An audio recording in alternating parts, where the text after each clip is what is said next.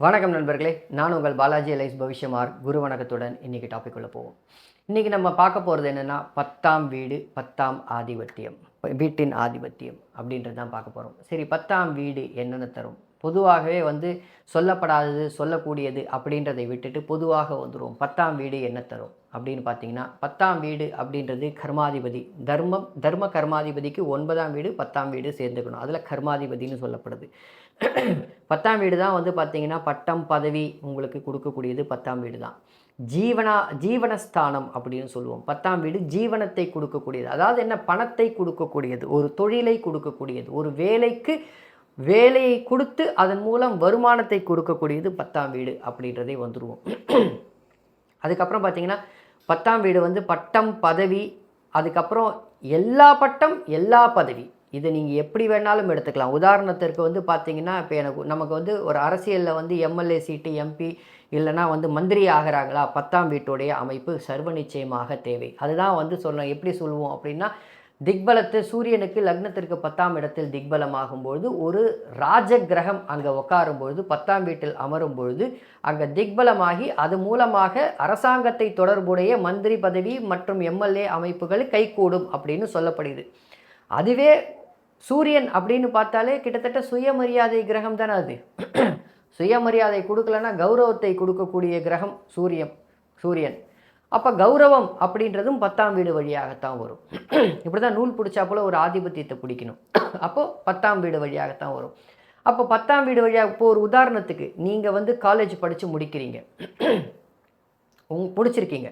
உங்களுடைய உங்கள் ஜாதகத்தில் நீங்கள் பிஇ படிச்சிங்களோ, பிஏ படிச்சிங்களோ, டாக்டர் படிச்சிங்களோ, வக்கீல் என்ன வேணாலும் படிச்சிருக்கட்டும், அந்த கடைசியாக உங்களுக்கு அந்த பட்டம் கொடுப்பாங்க பார்த்தீங்களா, பிஇ அப்படின்னு போட்டு, இல்லைனா பார்த்தீங்கன்னா எம்பிபிஎஸ் அப்படின்ற அந்த பட்டம் கான்வகேஷன் சொல்லுவோம். அது கொடுக்கப்பட்டது எப்போ அப்படின்னு போய் பார்த்தீங்கன்னா, உங்களுடைய தசா புக்திகள் அமைப்புகளை பார்த்தீங்கன்னா 10ஆம் வீடு அல்லது 10ஆம் வீட்டில் அமர்ந்த கிரகம் அல்லது 10ஆம் அதிபதியோடைய தசாவாக இருக்கலாம், புக்தியாக இருக்கலாம், அதுக்கப்புறம் அந்தரமாக இருக்கலாம், அதுக்கப்புறம் சித்திரமாக இருக்கலாம், சூட்சமம் இல்லைன்னா பிராணமாக இருக்கலாம். இது எதில் வேணாலும் இருக்கும், கண்டிப்பாக இருக்கும், போய் பாருங்கள்.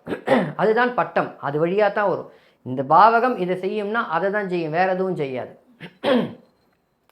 சில சமயத்தில் 2 வீடோட குரு சம்பந்தப்படும் போது வங்கித் தொழில், ஆசிரியர் தொழில், அது ஒரு விதியாக சொல்லப்பட்டு விட்டது.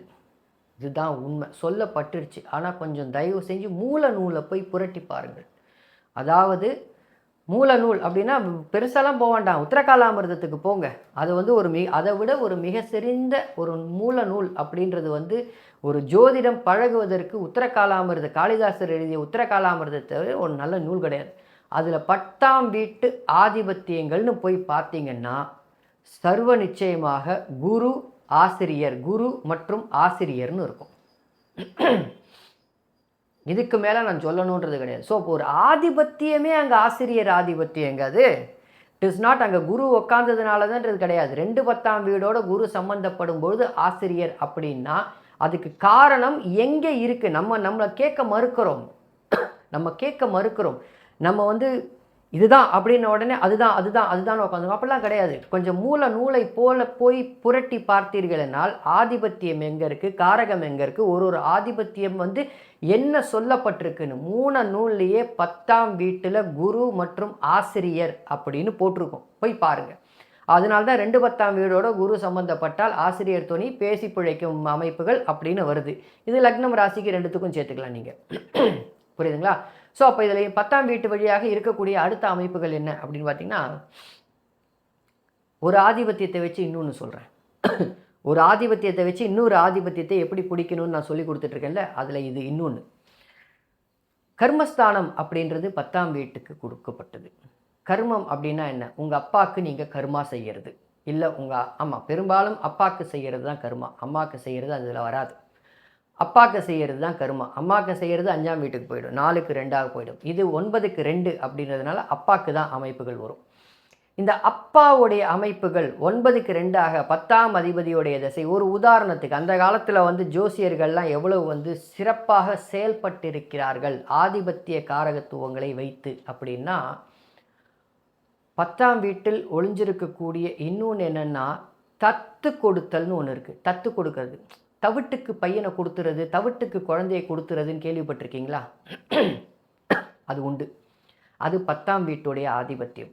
அப்போ அந்த காலத்தில் என்னென்னா, ஒரு வேளை வந்து ஒரு ஜாதகருக்கு ஒரு குழந்தைக்கு 9, 10ஆம் 9ஆம் அதிபதி 9ஆம் வீடு கடுமையாக சனி, சூரியன் இல்லை ராகு கடுமையாக உட்காந்து 10ஆம் அதிபதியோடைய தசை நடக்குமாயின், நான் சொல்கிறது புரியுதுங்களா? 10ஆம் அதிபதியோடைய தசை நடக்குமாயின் அந்த குழந்தைய பெரும்பாலும் தவிட்டுக்கு கொடுப்பாங்க, தத்து கொடுப்பாங்க இன்னொருத்தருக்கு. ஏன்னா அப்பாவுக்கு எதுவும் பிரச்சனை வந்துடக்கூடாது, ஏன்னா கர்மா செய்யக்கூடிய அமைப்புகள் அந்த குழந்தைக்கு வந்துடக்கூடாது. இதுதான் ஆதிபத்தியத்தை பிடிக்கிறது.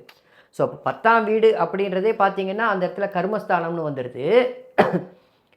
அந்த கர்மஸ்தானத்தை வச்சு அடுத்த அமைப்புகள் கர்மம் நடந்துடக்கூடாதுன்றதுக்காக தத்து கொடுத்தல்றதையும் 10ஆம் வீட்டோட சேர்த்து வைக்கிறாங்க. பாருங்கள் எவ்வளோ அந்த காலத்தில் வந்து ஜோதிடம் எவ்வளோ அற்புதமாக இருந்திருக்கு பாருங்கள். ஸோ இந்த அமைப்புகள் அதை இன்னும் கொஞ்சம் பார்த்தீங்கன்னா 4க்கு 7ஆம் வீடாக அமையும், 9க்கு 2ஆம் வீடு மாரகஸ்தானமாக அமையும். அதெல்லாம் ஒன்று கூடி பார்த்து தான் வந்து அது வந்து கர்மஸ்தானம் அப்படின்னு சொல்லப்படக்கூடிய அமைப்புகள். அதன் பிறகு பார்த்தீங்கன்னா இந்த 10ஆம் வீட்டில் ஒரு ஸ்பெஷாலிட்டி என்னென்னா கௌரவத்தை கொடுப்பது 10ஆம் வீடு. லக்னாதிபதி தான் கௌரவத்தை கொடுக்குமா அப்படின்னா இல்லை. 10ஆம் வீடு பட்டம், பதவி, வியாபாரம், வணிகம், தொழில் அப்படின்றதை பொறுத்து. இந்த 10ஆம் வீட்டில் இன்னொரு ஆதிபத்தியத்தை வச்சு இன்னொரு ஆதிபத்தியம் சொல்கிற பாருங்கள், அதுக்குள்ளேயே இருக்கிறது. ஒரு வியாபாரம் செய்தல் 10ஆம் வீடு, வியாபாரம் செய்தல் 10ஆம் வீடு. இது வந்து உங்களுக்கு எல்லாருக்குமே தெரியும். இந்த வியாபாரத்தை வைத்து ஒரு 4000 கோடி ரூபாய் சொத்து வந்து விட்டது உங்களுக்கு. அது அந்த 10ஆம் அதிபதி திசையில் அவ்வளோ அபரிவிதமாக வந்துருச்சு. அந்த 10ஆம் அதிபதி திசையில் ஏதாவது ஒரு புக்தியில் நீங்கள் சம்பாதித்த பணத்தை, இது நடக்கும், நீங்கள் சம்பாதித்த பணத்தை தங்க நகைகளாக மாற்றி அந்த தங்க நகைகளை புதைத்து வைப்பது 10ஆம் வீடு. எப்படி வருது பாருங்க, புதைத்து. அப்போது புதைத்து வைக்கப்படும் புதையல் அப்படின்றது 10ஆம் வீடு, அது ஒரு ஆதிபத்தியம். புதைத்து வைக்கப்படும் புதையல் அப்படின்றது ஒரு 10ஆம் வீடு. அப்போ இதுலேருந்து என்ன புரியுது? புதைந்திருக்கும் புதையலை வெளியே கொண்டு வருது அப்படின்றது 4ஆம் வீடு செய்யும், 8ஆம் வீடு செய்யும், 6ஆம் வீடு செய்யும். இந்த மாதிரி வந்து எதிர்பாராத அதிர்ஷ்டத்தை கொடுக்கக்கூடிய அமைப்புகள் செய்தாலும், ஆனால் புதைத்து வைக்கப்படுவது எந்த வீடுன்னு தெரியணும்ல, அது 10ஆம் வீடு. ஒரு ஆதிபத்தியம், வேலை செய்தல், தொழில் செய்தல், அந்த தொழில் மூலம் ஏகப்பட்ட வருமானம் வந்துவிட்டது, கோடிக்கணக்கான சொத்து வந்துவிட்டது. இப்போ நீங்கள் எத்தனையோ பேர் பார்த்துருக்கீங்க, ரொம்ப சிம்பிள், இன்கம் டேக்ஸில் வராங்க அப்படின்ன உடனே இமீடியட்டாக ஒரு சில அமைப்புகள்லாம் என்ன பண்ணுது, நம்ம சேர்த்து வச்சுருக்கிற பணத்தை கடகடன்னு எடுத்துன்னு வந்து எங்கேயா பதுக்குவோம் இல்லை, அதுவும் இந்த காலத்தில் பதுக்குவது, அது இன்னும் ஒரு 40, 50, 100 வருஷம் கழிச்சு அதுதான் சார் புதையல். ரொம்ப சிம்பிள், அதுதான் புதையல். மண்ணுக்குள்ளே இன்றைக்கி வச்சுருவாங்க, 10 வருஷம் இல்லை 40 வருஷம் இல்லை 100 வருஷம் கழிச்சு அதுதான் புதையல். தங்கமாக வைத்தால் புதையல், காசாக வச்சா ஒன்றும் கிடையாது, அவ்வளோதான். பிகாஸ் மணி வேல்யூ போயிடும். ஸோ இதுதான் 10ஆம் வீட்டோடைய அமைப்பு. ஸோ எல்லாமே புரிஞ்சுக்கணும். இந்த கர்மத்தை கொடுக்கும், அப்புறம் வந்து உங்களுக்கு பட்டம் பதவியை கொடுக்கும், கௌரவத்தை கொடுக்கும், அதுக்கப்புறம் வந்து புதைத்து வைக்கக்கூடிய புதையல் அப்படின்னு வைக்கக்கூடிய அமைப்புன்னு சொல்லும், அதுக்கப்புறம் தத்துப்பிள்ளை அப்படின்றதை சொல்லும், சுயமரியாதைன்றது 10ஆம் வீடு தான். அதுதான் கௌரவத்தோடைய சினனம், அது அப்படி தான், மீனிங் தான் சுயமரியாதை அப்படின்றது. எல்லாமே 10ஆம் வீடு தான். ஸோ 10ஆம் வீட்டை பற்றி ஓரளவுக்கு புரிஞ்சிருக்கும்னு நினைக்கிறேன். இந்த வீடியோ உங்களுக்கு பிடிச்சதுன்னா லைக் பண்ணுங்கள், சப்ஸ்கிரைப் பண்ணுங்கள் மற்றும் ஷேர் பண்ணுங்கள். நிறைய பேருக்கு ஷேர் பண்ணுங்கள். தெரிந்தோ தெரியாமலோ ஒரு சில ஆதிபத்தியங்களை நான் விட்டுருக்கக்கூடும். ஏன்னா இது வந்து இந்த வீடியோ வந்து சிங்கிள் டேக்கில் எடுக்கக்கூடிய வீடியோ, ஒரே வீடியோ. எனக்கு யாரும் ஹெல்ப்பிங் கிடையாது, கேமராக்கு பின்னாடி அங்கே யாரும் கிடையாது. ஸோ இந்த இடத்துல ஒரே வீடியோவில் இதை நம்ம சொல்கிறோன்னும் போது எவ்வளவு தூரம் நம்ம ஞாபகம் வச்சுக்கிட்டு அதை திருப்பி வந்து உங்களுக்கு சொல்கிறேன்றதுல தான் அந்த கண்டென்ட் இருக்குது. 1, 2 விட்டுருக்கலாம். அடுத்த பதிவில் பார்ப்போம், அடுத்த வீடியோவில் பார்ப்போம். சரியா? நன்றி நண்பர்களே.